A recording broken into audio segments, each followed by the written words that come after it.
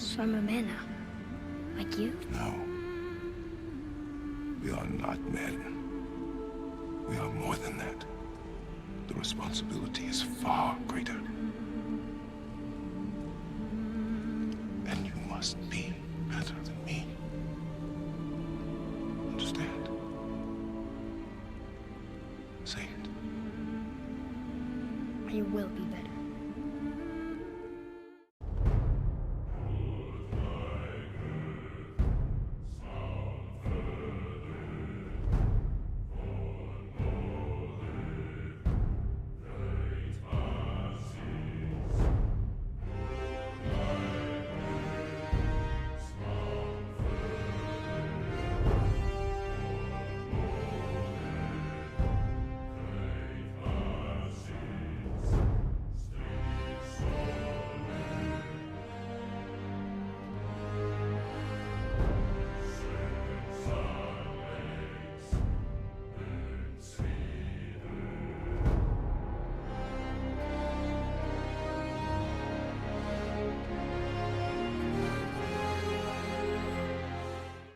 What is going on, everybody, and welcome back to the channel.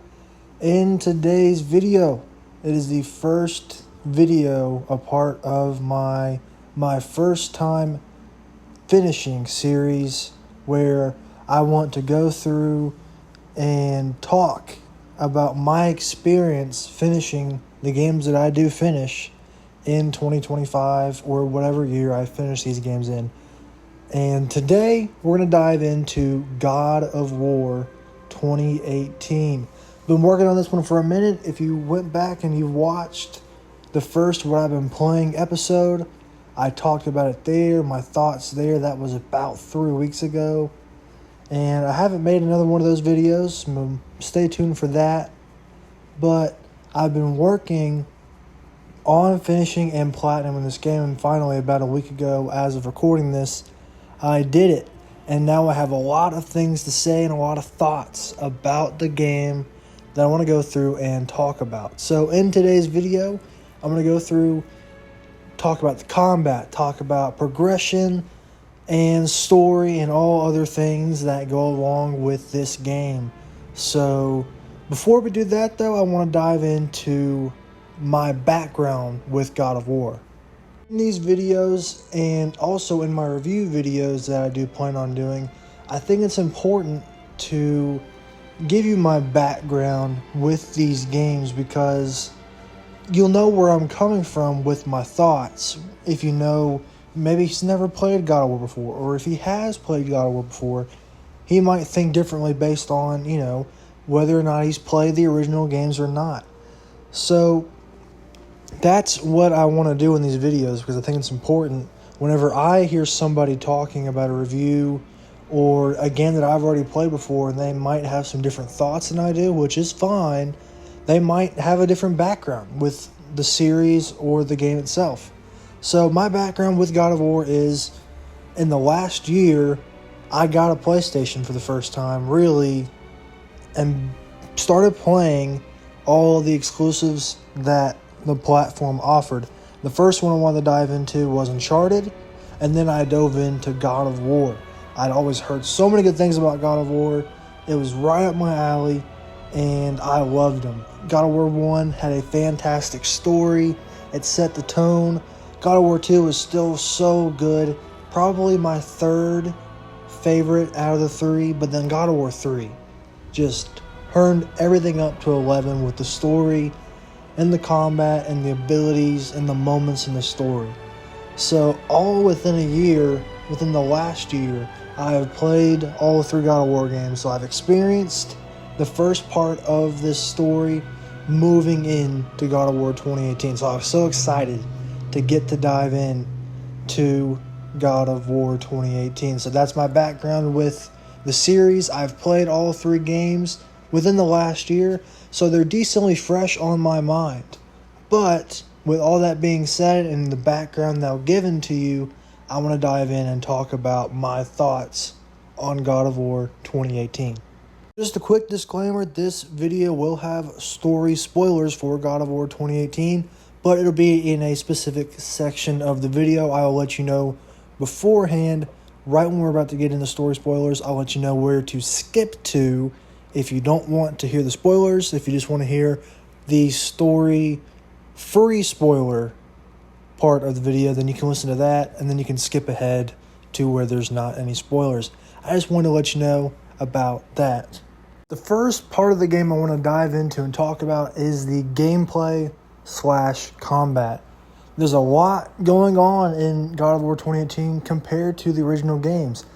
Obviously, in the original games, you had very, very good hack and slash combat, some of the best you can find if you're looking for that type of combat. But there weren't a whole lot of systems around that combat. You had your magic abilities, you had orbs that you would use to level up your weapons and your magic. But past that, there wasn't a whole lot. You'd go around and you'd find chests that had orbs in them, or health, or magic. But there wasn't a whole lot. It was very basic at its core, but it got the job done. It was very, very good in how simple it was. 2018 steps it up a notch, and it brings in a whole lot of new systems for you to mess with.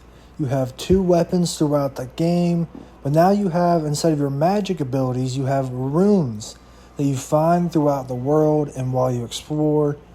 And you have light runes and heavy runes for both weapons that you can kind of customize and pick which ones fit your playstyle, which ones you like the best. It's really cool the way they did that.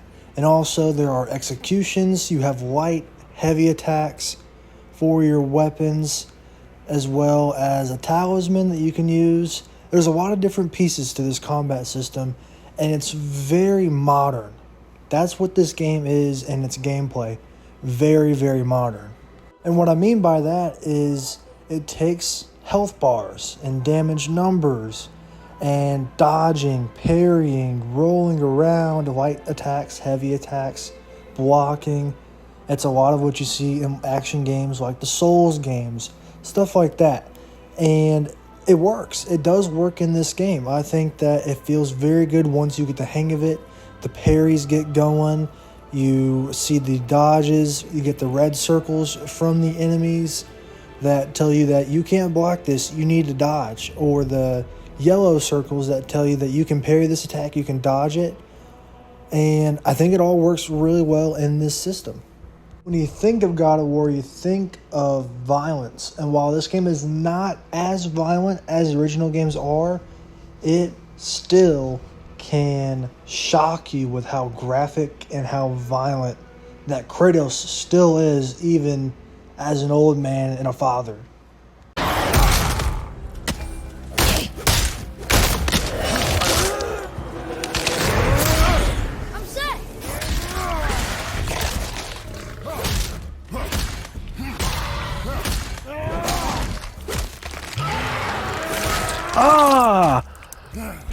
Oh my god! One thing I'm not too big on in this game are the enemies that you fight. The variety is solid, but they're not just interesting to fight.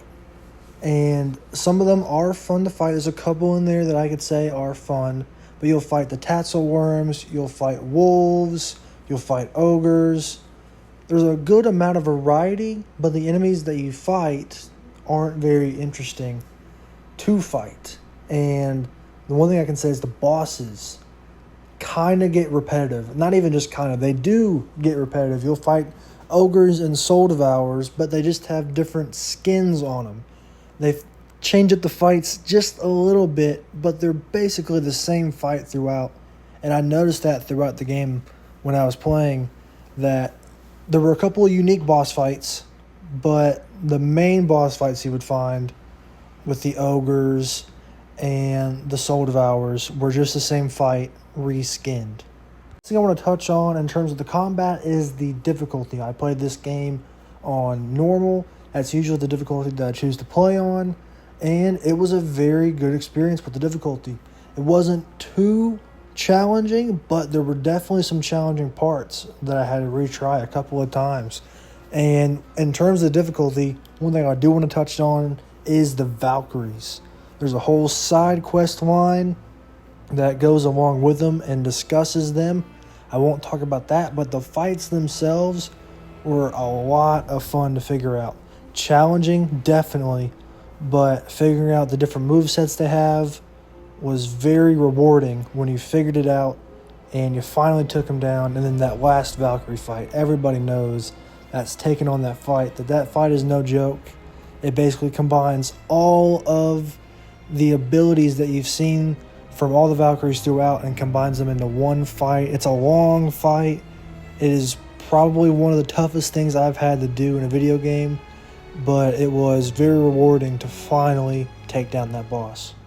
Talk about progression next. I enjoyed how this game handled progression.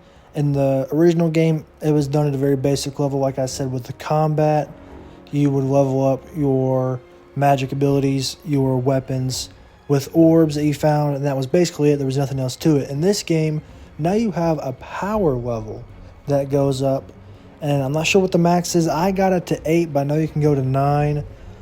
But now there's stats that you have to worry about. But those, I didn't really mess with those at all. I'm not sure if you could do builds with those stats or not. Kind of focus on maybe 2 or 3 of the stats and heavy on those. I just kind of picked what gear leveled up my power level, and that just felt fine to me. Nothing really crazy there. Maybe there are builds and I just didn't mess with them. But there's 6 different stats that all go up and down based on what gear you have equipped. And you can find or buy or craft different gears and attachments / modifications to your weapons, and then also upgrade those as well. Some of the gear that you find have special abilities. There's also rarities to worry about, all the way up to epic. And there's also enchantment slots that you can use to boost up your stats.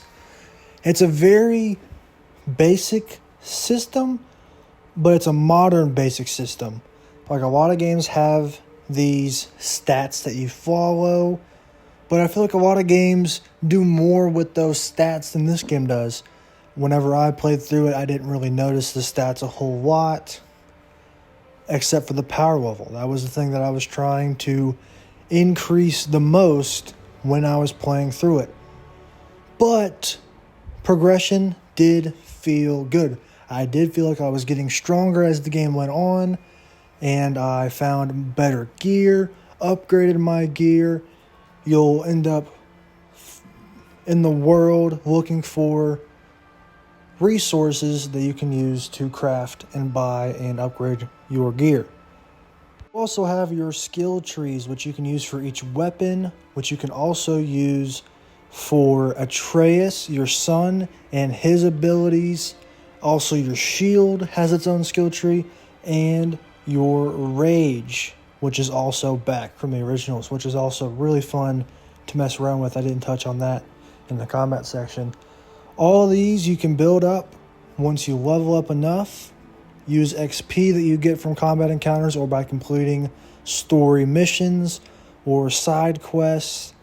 And at first I was like, wow, this is really going to take a while to build up enough XP to get all these skills. But by the end of the game, I had more than enough XP to get all these skills. So it does work out really well in the end.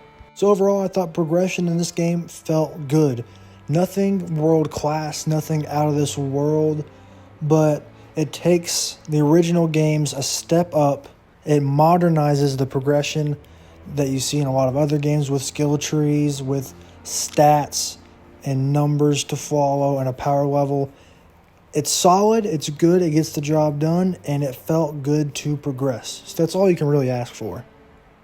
When it comes to the open world, there's a lot to see in this world. You have 9 realms that eventually you unlock. You can't go to all of them for story reasons, but you will go to many regions and realms throughout the game, including Midgard is your main realm, but you'll end up going to Muspelheim or Niflheim or Helheim, and they're all very fun to explore, but your main realm is Midgard. That's where I'd say 80% of your exploring is going to happen. There's a big open area, a lake that you can explore to your heart's content, really.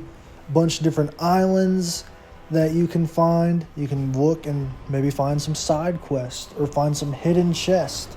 And if you take your time to smell the roses, you'll really enjoy what you find. I was really surprised by how much I liked exploring in this game. And what really caps it off is you have a boat. That's your method of traveling around this lake.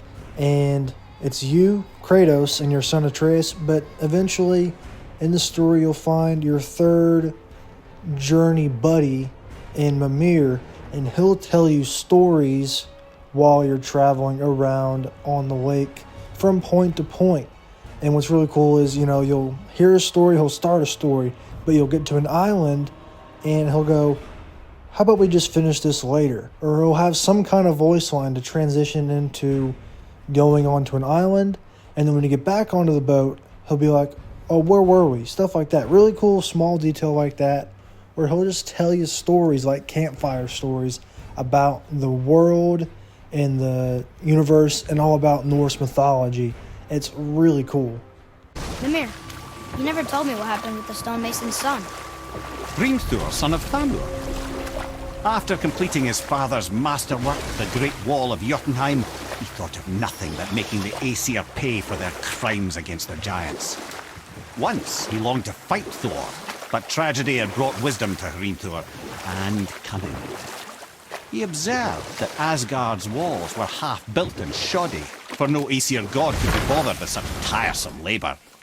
Or I can just tell you the story later. We were at the stonemason's son, plotting revenge, observed the shoddiness of Asgard's walls. So Hrimthur adopted the guise of an ordinary man and made the Aesir an offer. He would build them majestic new walls, and if he couldn't build them within 2 turns of the season, they would owe him nothing for his labours. And we'll pick this up later. There's a lot to explore in Midgard, and then you'll go to the other realms. Not as much to explore there. Like I said, a lot of your exploring and open world is going to be in Midgard, but there's a lot to see and a lot of secrets to find. And if you're going to try to go for the platinum in this game, or especially if you 100% it, you're going to be spending a lot of time going from island to island, making sure that you have everything there checked off. I thought it was a really fun gameplay gimmick to do that with the boat, traveling around to all the different islands and opening up new secrets, getting new side quests that take you to new parts of Midgard and the lake. And as you progress through the story, you'll unlock abilities that you'll need to travel back to these areas and unlock new ways to go, or maybe some chests, stuff like that. Really cool. It's, pretty standard. As you go through the story, you'll unlock abilities, but it gets the job done. It works really well. I really enjoyed exploring the open world. One big thing about this game is the fact that there are essentially no loading screens. And in the open world, when you travel from point to point, at first you can't travel exactly from where you are to where you want to go. You have to unlock that as the story progresses on. But when you fast travel, you'll go through another realm that you'll walk around until the door opens up for you to step out into where you want to go. And in there is where Mimir will also tell you something, a new story. Atreus will ask him something. Maybe Kratos will ask him something. And there's some really good stuff there, and also sometimes some funny moments. Still, I could lose. Did it hurt? No, because I wisely fortified myself with 16 cups of Billow Maiden's Ale. Got so inebriated, I tried convincing the giants to put them in my nipples instead. Almost talked them into it too. Can you imagine? Mimir of the Bifrost teats. Those were the days. Okay, I'll stop now. It's a great segue into one of the things that this game does so well, and it's the cinematics. It is just ridiculous how this game can look this good and feel like a movie at times with how the cinematography works out. There's a lot of motion capture going on, and that's becoming more and more prevalent as games are becoming more modern. There's a lot more budget. Basically, voice actors are no longer voice actors. They are actors. That's a big thing that they do in this game. You can see that in the documentary that PlayStation posted about making Kratos in God of War 2018. I would totally recommend that you go check that out. It is so good. I wish more games would do that and give you a insight onto how the production and the making of this game happened. And you can see in the documentary what they had to do to make this game happen in terms of the cinematography. All the actors that played their roles in this game did a fantastic job. Everybody feels so alive. You can tell when they're frustrated based on their performances or happy. They just do a fantastic job. And like I said, that goes along with the cinematography. Both of those things go together in this game, which just take this game's cinematography up to 11. Without the fantastic voice acting and acting that these actors give along with the cinematography, this game does not hit the same. It really doesn't. And I think they did a fantastic job with what they were given. Last thing I want to talk about before we go into the story is my platinum experience. I did get the platinum for this game. That was my goal from the start, was to try and snag this platinum. I knew it was going to be pretty straightforward, except I knew that the challenge of the Valkyries was going to be the hardest part. And I gotta say, that is the hardest thing I've had to do for a platinum so far. I've got 9 platinums, so obviously I haven't platinumed a whole lot of stuff, but out of the things that I have platinum, that Valkyrie trophy was definitely the hardest trophy I've had to get. But pretty much it's straightforward. Play through the story, you'll get a lot of the trophies, and then it is upgrading your weapons to the max. It's going and getting most of the collectibles. You don't entirely 100% in this game, but you do a lot of it. You also will go to Muspelheim and Niflheim, and there's some really cool kind of side games there. They almost act as their own game. In Muspelheim, you'll go there and you'll have the trials. 6 at the start. Each of them have 2 or 3 different difficulties. So there's, I think, probably around 15 trials each. You don't have to do all the trials. We have to do most of them, and they're pretty fun challenges, going from killing all of the enemies in a certain amount of time, or killing enemies in a certain area, or it kind of varies based on what you do. But it's a really fun, different approach to the game, and it's a fun challenge. I really enjoyed doing those. In Niflheim, it's almost like a roguelite where you'll go in to this kind of maze of sorts. Not really, it's the same layout, but this gas or dust or whatever you'd call it is keeping you from staying there forever. You only have a certain amount of time to get in and get out and get the echoes, and you'll go up to the shop in the middle and unlock rewards, and you have to also finish the 3 realm tears that are up there, unlock all the rewards there, and you'll get that trophy. That was cool. I was like, wow, this is really interesting. They're doing a roguelite type thing. But I went in, did that trophy, and that was a lot of fun, seeing the kind of side game activities that this game offered. Overall, I really enjoyed my time with the platinum. Getting the collectibles was pretty fun, pretty enjoyable, except for the fact the map isn't very good. I mean, I had to look up all of the collectibles. It's not like I'm going to go and find them on my own. I didn't want to do that. I just wanted to try and grind out the collectibles. Wasn't really a fan of the map. It's not very straightforward, telling you where to go, and you can only do so much with the fast travel points that the game gives you in terms of getting somewhere fast. So the collectibles for me took a minute I had probably over half of the collectibles I needed by the time I was done with the main game. Wasn't even trying to go for the collectibles. But that's probably the one thing I'd complain about, was going for the collectibles and the map not really helping out a whole lot. But overall, very, very enjoyable platinum experience. I definitely recommend, if you're going to get into this game and you want to spend that extra time, took me about 45 hours, I believe, I would definitely do it.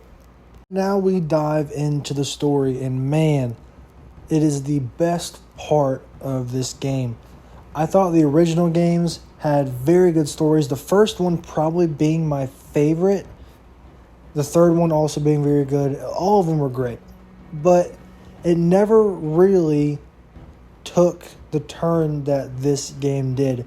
It takes a more mature approach to the story. Kratos is now a father, and he is aged, he is older, he's more mature. He is trying to leave behind his past. He doesn't want to be a god anymore. He doesn't want to be what he was in the original trilogy. And this game explores that, and also it explores fatherhood and the trouble and the obstacles and barriers you have to get through to be a good father and be someone that your son would want to be.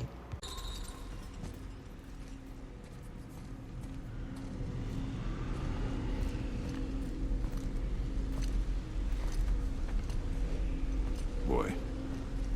No knife. Yeah.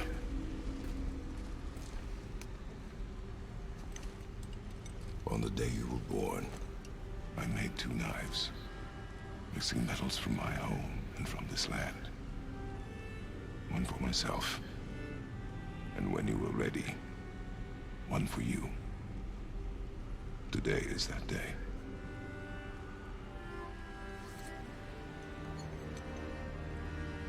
So I'm a man now. Like you? No. We are not men. We are more than that. The responsibility is far greater. And you must be better than me. Understand? Say it. I will be better. The power of this weapon, any weapon, comes from here. But only when tempered by this. By the discipline, the self-control of the one who wields it. That is where the true strength of a warrior lies. You must never forget that.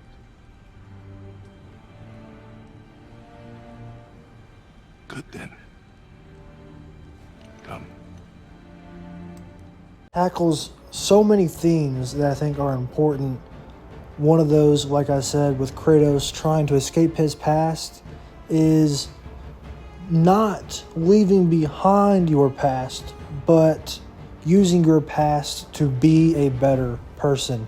You might not have the prettiest past. There might have been things that you did that you regret doing, but instead of pushing those away, trying to forget about the things that you did and the things that you regret, you use those as a way to be a better person. This game explores that theme, and it does it so well. It's a very important theme.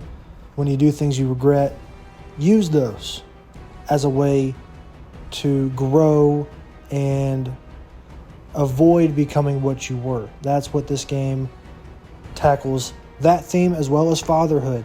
Kratos has a lot of trouble with Atreus at first, trying to teach him how to survive, how to be a man.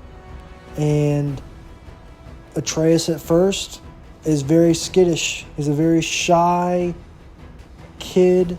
Kratos has to try and show him that this world is not pretty. It is a very gruesome world that is only going to get worse as things go on, and he has to realize that. The relationship between these two is what carries this story forward. It is such a joy to watch these two grow together, watch the relationship try to reach these heights that you want to see them succeed. You want to see them fulfill their goal. But there's a lot of barriers that come in the way of that.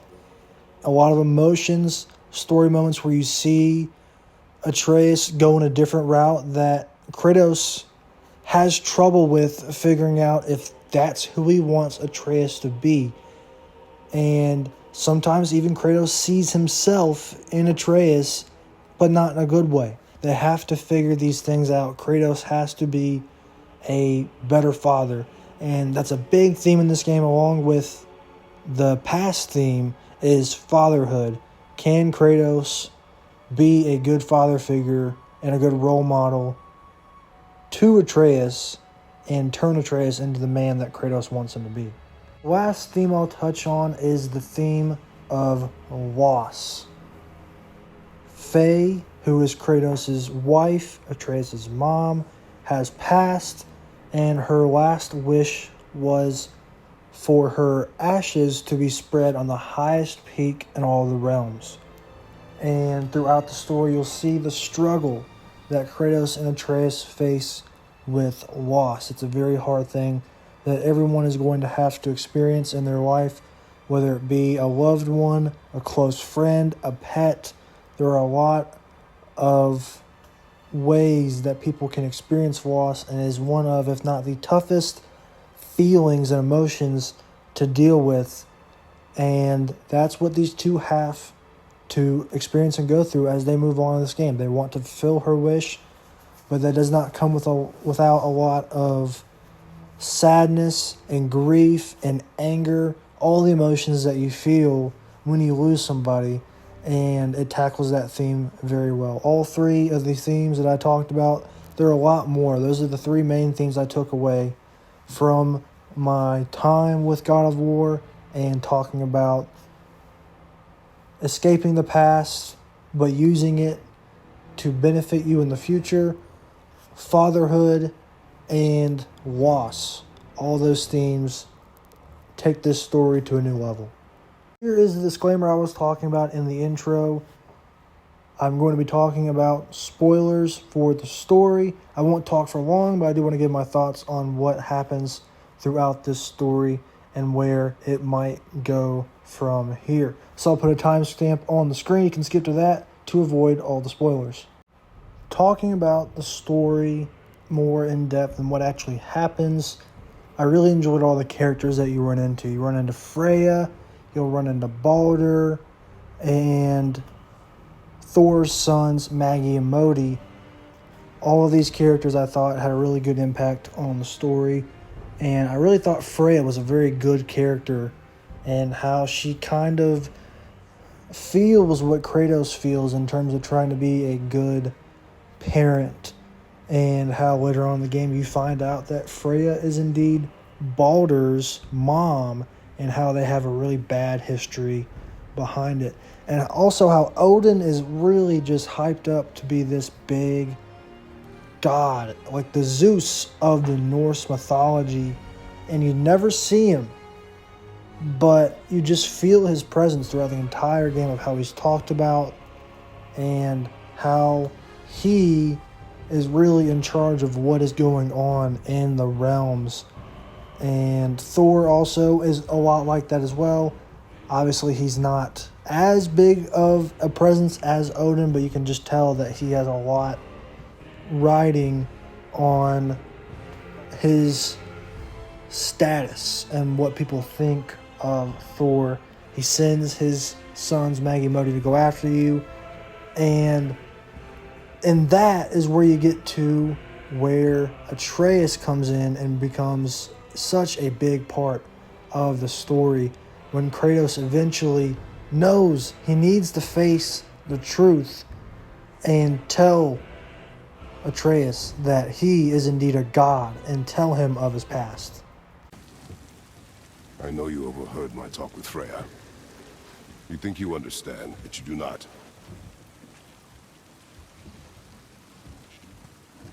Why do you say nothing? You said I was cursed. You think I'm weak because I'm not like you. I know I was never what you wanted. But after all this, I thought maybe things were different. You do not know everything, boy. No. But at least I know the truth now. The truth. The truth. I am a god, boy. From another land far from here. When I came to these shores, I chose to live as a man. But the truth is, I was born a god. And so were you.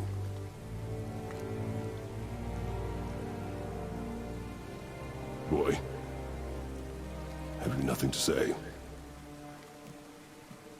When the story references the original trilogy, it's just so good. When Kratos gets the Blades of Chaos, I was so excited. I just couldn't believe that it was happening. Like, I knew it would probably happen, but when it got to that point in the story, I just kind of forgot about the Blades of Chaos until it was time for them to be buried up and used again. And I thought the way that they brought those back was so good. Athena and Zeus being brought in at certain points really helped with the story. And I really enjoyed the references to the original game. And when Kratos tells Atreus that he's a god, Atreus has a tone shift. He's different now. He thinks that what Kratos thought, I'm a god now, and no one can stop me. And the way that the game handles that is so good. And with the writing and the acting behind Atreus, you really feel like, I, probably along with a lot of people, wanted to just take Atreus, wring his neck out, just be like, dude, you need to be a little bit more humble. You might be a god, but you gotta stop acting like that. And the way that the story handles that encounter and that part of the story is fantastic. At the end of the day, you end up, instead of going to the highest peak in Midgard, you find out from Ymir, who you find on that peak, that the highest peak in all the realms is in Jotunheim, the land of the giants. And that's where your journey goes from big to bigger as you try to find a way into the realm and the land that hasn't been accessed in many of years, and the realm that Odin wants to get to so bad. And when you finally get there, throughout your journey, meeting all the characters that you meet and all of the help that you receive from, the dwarves, Brock and Sindri, which I haven't even talked about, and Freya, it really ends on a high note. And speaking of Freya, I know I'm kind of bouncing around, doing this on the fly. Her arc with Baldur was such a good moment when Kratos and Atreus fight Baldur. He finally gets to feel things, which his mom took away from him. His mom made him invulnerable to everything. He cannot feel anything. And when that's finally taken away in that final fight between them and the story moments between Freya and Baldur, and when you kill Baldur, how Freya handles that and how she is going to be brought back into the story, I'm so excited to see. And Kratos using that moment to finally tell Atreus that he comes from another land. He did many bad things. He killed a lot of people that deserved it and a lot of people that didn't deserve it. And that moment was very special. Getting back to the final part of the game, you get to Jotunheim. You learn that Faye was a giant. Kratos was a god. Kratos is a god. And Faye was a giant. And so now Atreus knows that not only is he a god, he's also a giant. And you learn after you finally have that emotional moment of them spreading Faye's ashes on the highest peaks of Jotunheim, that Atreus had another name that he went by, or almost went by, and that was Loki. And that moment was like, oh my god, what? Whoa, Loki? And if you know Norse mythology, you know the significance of that. I didn't really know the significance of it, the entire significance of it, but I had heard, obviously Loki connects to Thor and Odin.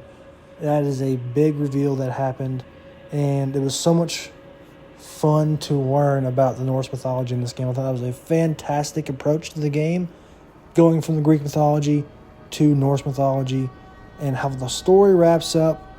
You go back home, you sleep, you have a nightmare, you wake up, and Thor is there. Ragnarok is coming.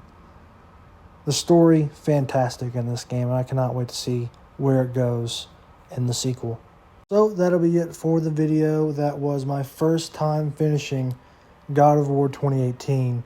I really enjoyed this game. I had so much fun going on the journey that this game offered, and I'm so glad that I finally got around to this game after hearing so many good things about it. This is also, like I said, the first video in this series. I plan to do many more throughout the years I finish some of these older games that I've not gotten to yet. This video series is still something that I'm working on. All of this that I've said, as you can probably tell, is winging it. I'm not scripting anything. I thought about doing that, but it just didn't sound like, it sounded stiff when I was trying to read off of a script and write out everything I was saying. So there's a lot of things I didn't even touch on because I was just kind of going, my mind was racing, I was just kind of saying what I was thinking. But let me know if you'd rather see that, if you'd rather see me script these videos out and talk about these games that way, or if you enjoy hearing me kind of ramble off of the mind, figure out what I'm talking about and what I want to say on the go and hit on all these different points that way. Still want to grow this series and make it better and better each time. So let me know down in the comments, which would you rather see me do? Which approach would you rather see? So that'll be it for the video. Thank you guys for watching this long video talking about God of War 2018. If you enjoyed it, stay tuned for more. I will have more down the pipeline. Thank you guys for watching, and I'll see you later.